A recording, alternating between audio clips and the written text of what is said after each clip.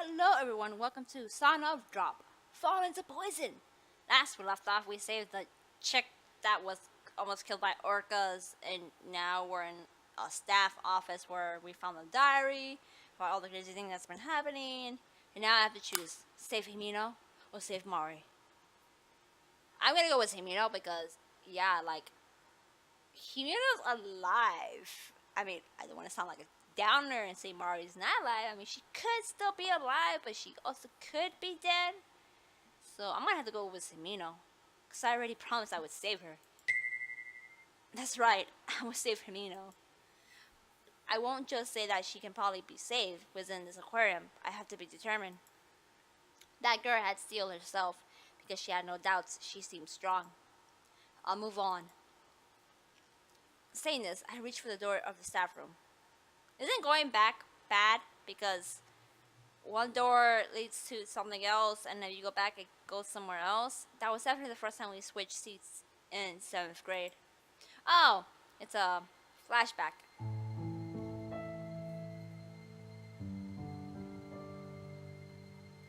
Okay, who will I sit next to? Nakanobe-san, was it? It's Nakanobe. When I first entered junior high, I didn't really make an effort to talk to any of my classmates, so I had no friends. Even now, I have anxiety about talking to people I don't know, but it pales in comparison to the way I was the year before last. During free time, I would read books in a corner of the classroom. During lunchtime, I would slowly eat my lunch alone. That was how it was every day. I knew how to keep myself occupied.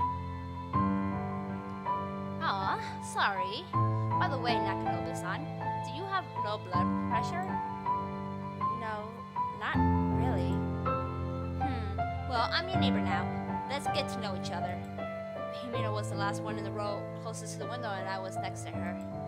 Himeno ended up with no one else to talk to, so she did all she could to talk to me, or at least that's how I saw it.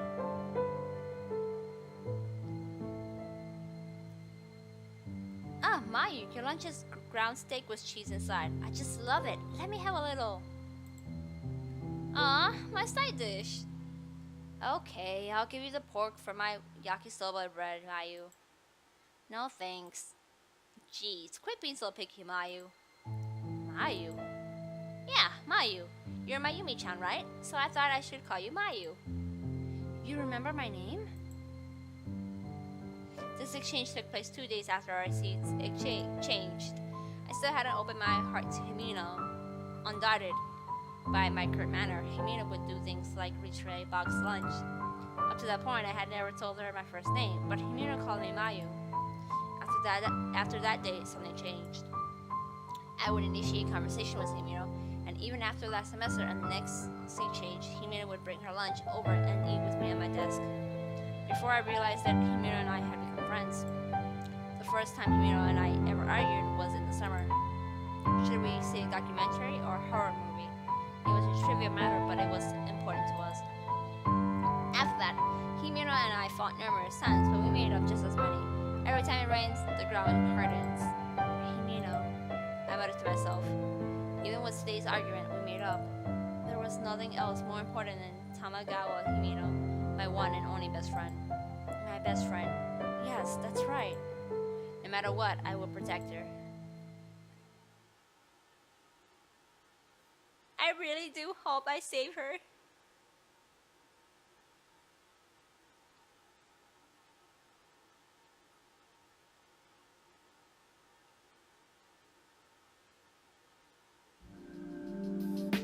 Isn't this the entrance? After I leave the staff room and walk for a bit, the entrance gate appears in my line of sight. This is... I exit into a different place from the staff passageway. I enter with Hiyoshi-san. This aquarium has more back passages than I thought. Thinking it over, I almost walked the entire aquarium. The only places I haven't visited are places for authorized personnel only, and the closed off deep sea fish booth. Diagonally across from this area is apparently an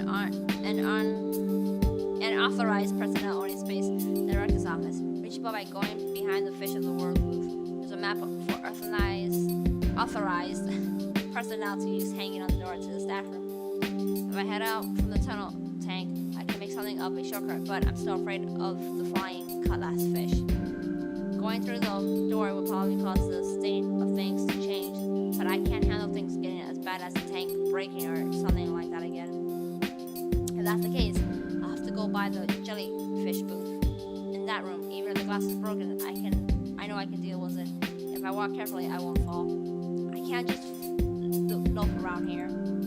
Holding up the map and start walking to the gate of Manten Aquarium appears in my line of sight. I wonder if I can get out this way. The question born from within me has a simple solution. That girl had said that this aquarium was isolated in a different dimension, but she had also said that she had not tested that idea. I think I should try tossing something in, so I roll a bucket that had been knocked over. The bucket passes through the gate, and at that very center of the gate, it disappears. It vanished. From here, I can see the Manten Aquarium building elevator. There might be something valuable in using my own body to test it. Ugh, almost save. I have to save. I have horrible choices. A lot. I saved twice, so no, I actually stopped. The testing having gone well, it isn't guaranteed that I can get back to the Manten Aquarium where phenomena are happening. Even if I succeed, I'll be separated from Himeno, but I'll definitely get home. I mutter to myself, it's strange since it's as if I'm talking to the entrance gate, but it's a declaration of my resolve. Good or bad? As I move forward, I spot the souvenir shop. It makes sense as I'm going back the way I came, but it gives me mixed feelings. Hey, you're here too. Huh? It is there that I witnessed an unexpected sight. The girl from earlier is standing in front of the souvenir shop, apparently lost in thought. Ew. So the coordinates where the doorways lead has to be fixed by someone. Otherwise, there would be no way you would have come across me being attacked by the orca in the machine room. I don't really get what the girl who is reassuring herself is saying, so I changed the subject. What's wrong? Did something happen at the souvenir shop? Just now, it looked like someone went inside. Someone? I don't know. It was just as they went in. But thanks to whoever it was, the coordinates are fixed on a safe place. It could have been Mari. Yeah, right. Your missing little sister, right? I'm sorry, but no, it was definitely an adult. Probably that blonde chick from earlier. I glance over at the entrance to the souvenir shop. Even as I peer through the semi-transparent wall, there are no human shadows. Still, if the person she saw walked through a door and moved to a different coordinates, it wouldn't be strange for there to be no one in there. The girl said it was an adult. Could it have been? Could it be Hiyoshi? It was probably the chick. Hiyoshi? Who's that? Someone who saved me when I was caught up in the dangers of the Manten Aquarium. He went crazy in the staff passageway, and I moved ahead on my own. After I explained as simply as possible what happened back then, the girl just nods and says, Well, he might have regained his sanity and found an exit, or he might be wandering around still crazy. Whichever it is, I think it's worth checking out. Hiyoshi-san seemed like he knew things about Manten Aquarium. Well, why don't you go? I'll be waiting here. Huh? Aren't you coming with me? Got all the way to my throat before I gulped it back down. Either way, if he's not here, we might not be able to go through the door and return to the safe place. Right, I don't know this Hiyoshi-san's face, so it's better for you to go. Come back in 5 minutes. If you don't, you'll leave me. Of course, the two of us both dying or getting hurt would just be stupid. I got it. Oh, you're so sincere. I don't think you're mistaken in what you said. Well, I'll wait for you without worry. Okay. Aw, she's sweet. She's actually gonna wait for me.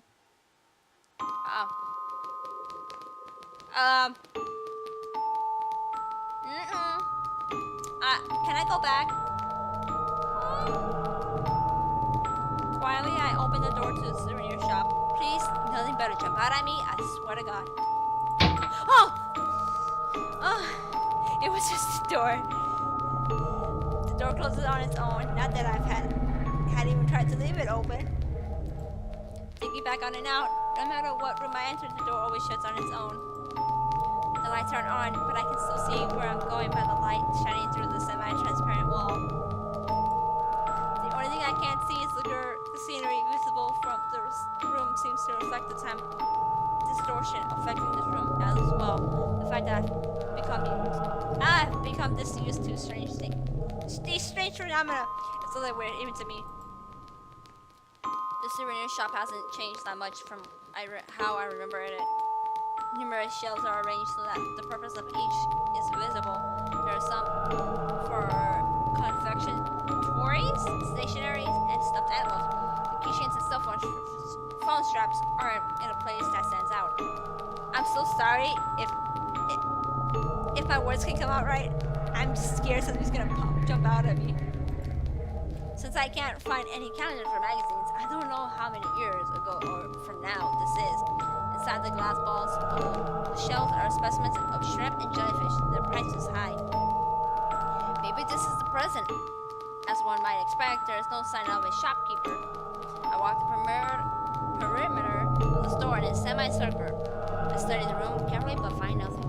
There are so many things that catch my interest, but I can't seem to get interested in picking them up and looking them over closely. That crystal-like necklace, that seal stuffed animal. Right now, I have no interest in orca or jellyfish merchandise. Now I know how a dog being made to wait for a treat feels. I should check over here as well. How about we don't and we get out because I'm scared something's gonna jump out at me. I go behind the cash register counter where I normally wouldn't be allowed to look. I'm gonna just stare to the side. You can't see me, but I'm staring to the side because I don't want to get scared. This is the staff's. It's what you would call a back room. There are boxes full of products, a safe, and even an employee uniform. It looks similar to the staff room where the girl and I saw the diary, only this room is more narrow.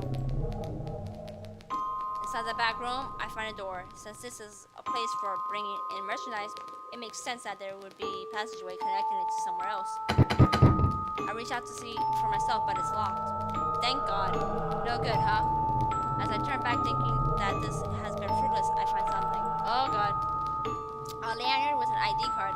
It's been thrown on the ground, so I pick it up and take a closer look. It's Hiyoshi-san! He's here with me, isn't he? I strain my eyes in darkness. It bears the name Hiyoshi Kenji. I'm gonna save. I'm gonna save again. I'm scared.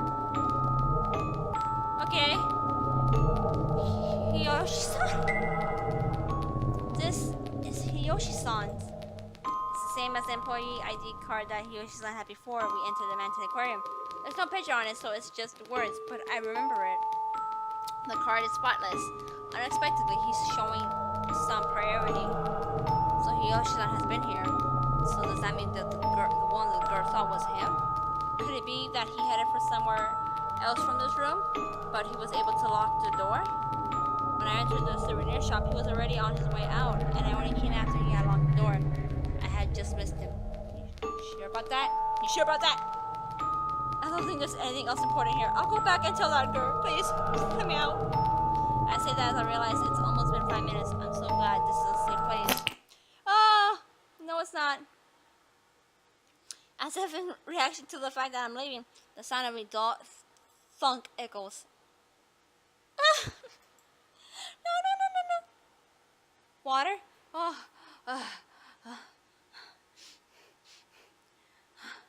I let out a small scream. The sound is that of something falling. Even in the gloom, I can't make out the outline of what fell. Oh, that frog is dangerous. Get the hell away. What? It's just a frog. Isn't? No, I'm wrong. Not what? There shouldn't be frogs in the souvenir shop. The proof of its identity is the shiny exterior that doesn't belong to an ornament or a toy. It's a large toad. Wow. I think it's the properly named giant toad. The reason I know about it is because the TV show was kind of about it recently. The story was about how in Australia the toad had been imported for pest control before the realized that its population had increased and disrupted the ecosystem. Characteristics of the species is a gland on the back of its head that looks like a wart, from which it seems they can inject venom. Oh yeah, this venom was cited as the cause for alligators and other native species being killed. That's right, poison! Oh my god! I would die, aren't I? What bad luck. I think as I clench my fist, but it's the only one. Please don't tell me there's more. I put a little more space than necessary between us in order to avoid the giant toad. That way, even if there's another lurking nearby, I should be okay. The shell's becoming a wall for me. Even though the frog have the ability to jump, they shouldn't reach that height. It's really loud for being just one toad, making a gwa sound rather than the normal croak. Gwa, gwa, gwa. Although it's poisonous, hearing its cry in a safe place like this makes me think of it as cute. It is not cute. Even though I think that, I can't be careless. A popping sound resonates once more. The toad cries out, going from a death rattle-like sound to thin breeze and finally a pause. It resembles an even lower voice than before. What? What the heck? It died? I take a look where the toad was. It's nothing less than ghastly. The toad has been crushed by another frog that has fallen from the ceiling. Its forelegs are widespread, its internal organs leaking from its abdomen due to the fall. But that isn't all. Just like the frog has the white striped pattern characteristic of its inside, but I don't know the name. When the other frog fell on the giant toad, it stimulated the gland, so naturally poison leaked out. At the edge of its right foot, its toes had begun melting. Melting? No way. The frog's poison is an acid. It paralyzes or acts as an irritant. Remember, this is a parallel universe, woman. If it gets in your eyes, you can lose your eyesight, but basically it's for catching prey by poisoning it to death. This poison is different and more brutal. However, the second frog is even more menacing, as if taking vengeance for the right leg it lost to the poison. It secretes its own venom. The toad's corpse put up no resistance. Its body is steadily melting away after Trinos as the mixed stench of the body and the acid. Even as my spine grows cold, the room silently becomes humid, most likely due to the breath of the living creature in the room. The sight of the frog melting away from the poison is enough to cause bile to rise up in me for a moment. But there's no way I can look away from it, beyond the fact that I don't know what's going to happen next. I have to pay attention as I head for the exit. I look up to the ceiling, but there's no sign that I'm being followed by any frogs. It's as if they fell from nowhere. If one falls on me, it means this place isn't safe anymore. I speed up as I head for the exit. The reason I don't break into it at full run is because I know I might trip or fall at a time like this. Plop, plop, plop. It's following me! As a nearby sound fills me with fear and despair. Oh! Poor frogs! Joy! Frogs fall right in front of me. 3, 4, it's become difficult to count them. Just as I panic and I attempt to return back, I hear noises from behind me. Croak, gua, begin to speak in unison. The frogs are actually singing in a round, but I hate that they sound so joyful. Hearing the frogs' croaks on either side of me leaves me with nothing but fear. If I step on them, the poison will probably dissolve my foot. That being said, there isn't enough room to leap over them, and if I do, one of them may jump up and touch me. As they prepare to attack me while I'm off guard, their numbers increase even further. Crowded into such a small space, they are melting each other's bodies into their poison. I avert my eyes from the damaged frogs. As the danger increases, it's not a tragedy I can continue to watch. As the amount of bodily fluids on the floor increases, the frogs step in the puddles of poison, half their clothes melted off. Then they secrete their own fluids. The cycle repeats. On top of that, there are those whose bodies are melted by their own poison as well. Somehow suppressing whatever is well inside me, I finalize my plan. Over here. I pull some merchandise off the shelf with my hand and make some space. The original 2 are still left, but it's better than being surrounded. I step out onto the floor and leave the shelf to keep them from reproducing any more quickly. No! What happened? More? More? Are you kidding me? More frogs? As if they had been lying in wait, numerous frogs fell from every which way. They They are small creatures with shrill voices, red, yellow, and green, and strapped with a varied, intense amount of color saturation is making me sick. I know this variety of frog world. Among poisonous frogs, it is the most infamous type. The poison dart frog. Yup. Even under normal circumstances, it carries deadly poison stronger than used in blood darts. If the strength of that poison had been taken to intense levels like the other creatures here, it could probably be instantaneously melt even my bones. What should I? There's still a distance between the door and I, 3 steps. No matter what, I can't take those 3 steps. There's nowhere for my feet to land. The floor is covered in squishy bodies of frogs and their acidic, poisonous fluids, as well as the corpses of those frogs themselves. Not knowing where they were coming from, there's nothing I can do. Even the sweat falling from my forehead seems like venom to me, as if it's some kind of illusion. Shh. I don't want to see it, as if nothing else can be done, but you're slow. She saved me! A light suddenly shines through the darkness. The soft breeze blowing in through the crack returns me to my senses. Cover your eyes. Oh, she got the fire hydrant! Immediately after saying this, the girl pulls the pin from the fire extinguisher she's holding. The entire inside of the souvenir shop is filled with smoke with the fire extinguisher. A fire extinguisher? But now we can't jump over the frogs. I can see what's going on. This isn't all.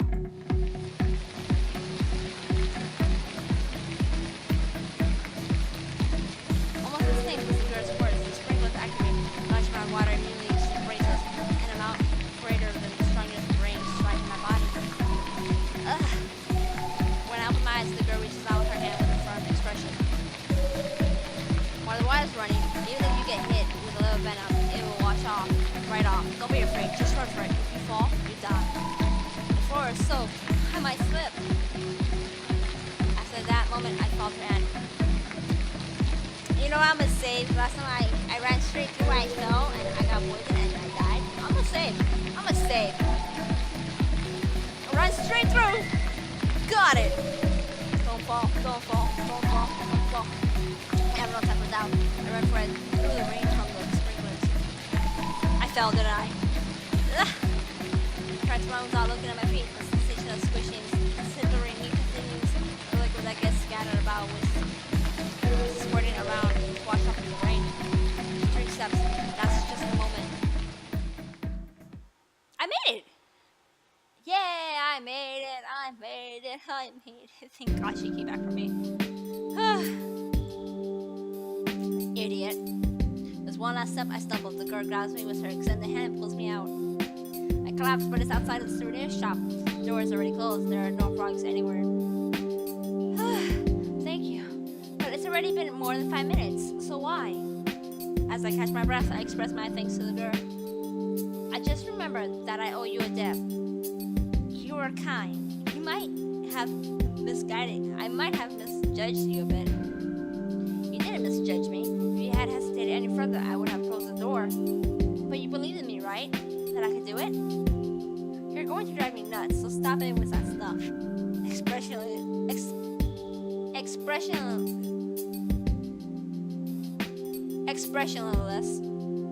The girl says this in a flat tone, holding on to this gentle feeling. I prepare to move on. Speaking honestly, I want to rest here like this. My clothes are soaked, and I have used up a lot of my strength. However, it feels like if I were to really relax, I might never get up again. If I don't keep my momentum, I can't save Himeno. I'm able to gain some relief from resting against the wall. The girl who rescued me seems to be resting just like I am. This gotcha is... As we were resting against the wall, I realized that the type of gotcha situated in front of the souvenir shop has changed. How ironic. 5 years ago. What do you mean? You said it yourself. That your sister went missing 5 years ago. You remembered? Of course. Inside the gotcha machines, there are many keychains. They have all the charms with various creatures attached to their droplets. The link between Mari and I, and now the item of my memories that links Himeno and I as well. My little sister, her name is Mari. I didn't ask. You see, 5 years ago, she's saying the story, she's like, I didn't even ask for your story. We We had an argument over keychains. Mari wanted my jellyfish one, but I wouldn't trade it with her. She disappeared, sulking. Still didn't ask. I have this one. I take the keychain I've had received from Himeno out of my pocket. It's the one with the starfish attached to the droplet. Huh? As I hold it onto my hand to the girl, I realize there's something attached to the back.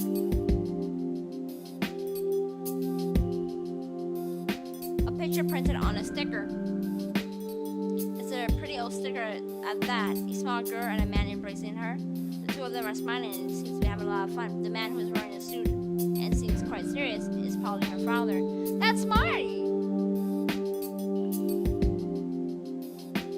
Or is that the chick? The words Manten Aquarium runs along the picture border. The souvenir shop had a sticker for the booth, so I'm sure they took this picture there. More than anything else, I'm disturbed by the fact that the girl in the picture looks like Mari. It's not just her face, but her long hair and the smile too. As her big sister, this girl seems like she could be Mari's twin. Hey, that's... Pointing to the keychain, the girl speaks. My consciousness is yanked back from my memories. What is it? I asked the girl as she shows interest in the keychain, but I received no response. Her averted eyes told me nothing. Your little sister, she went missing here, right? Huh? Yeah. The girl suddenly changes the subject back, giving me a bit flustered. She's a little present with questions. It's the same as my dad. Huh? But in my case, I know he's dead rather than missing, so it's different. I know he was murdered. Your father was murdered? I can't grasp the detached way the girl is speaking. She's talking about her own family member, but the girl is completely apathetic. She has the calm of someone reading a newspaper article aloud. Well, I'm going now. Oh, but I haven't heard of this girl's story yet. And if things get like they were before, it would be better if there are two of us. The words won't come out right, but the state of panic I'm in should be enough to express what I want to say. However, the girl stands her ground to the end. When I'm with you, you hold me back. Hold you back? What do you mean? If dying is what it takes for me to learn the truth, then that's fine. You can never resolve yourself to that. Fine was dying. You can't let yourself die. Shut up. Shut up. You're awful. You have that friend Himeno, right? If you die, what happens to her? I have no idea whether or not this is her way of trying to encourage me. However, I understand what she's trying to say. She's trying to say that each of us is on our own. Let's become friends. That way you can't say so easily that your friend was dying, right? That part of you is actually what I meant when I said you should hold me back. When I said you hold me back. Without answering my question, the girl pushes me away. Swiftly turning her back on me, the girl walks ahead. What should I have done? I stay where I am until the girl's back becomes so small I can no longer see it.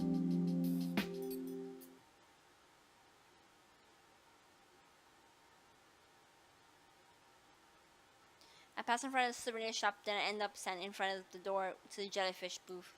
I wonder if the girl's already gone. If she ended up in a safe place, she probably already passed through it. If nothing happens, it takes less than a minute to pass through the jellyfish booth. If by any chance she's still there, we'll surely just meet in passing.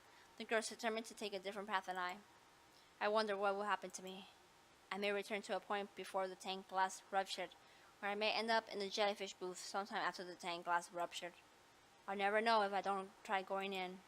I'll become cautious. Slowly, I open the door.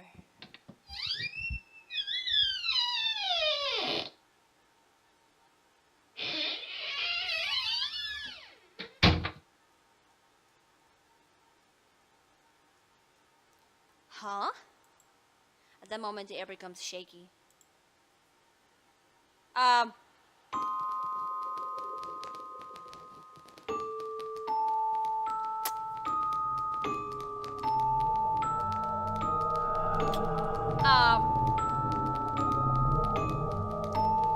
Okay. I see how it is. Alrighty, well, I'm gonna leave it off here. Hopefully I don't die. So, I'll see you guys in the next video. Bye bye.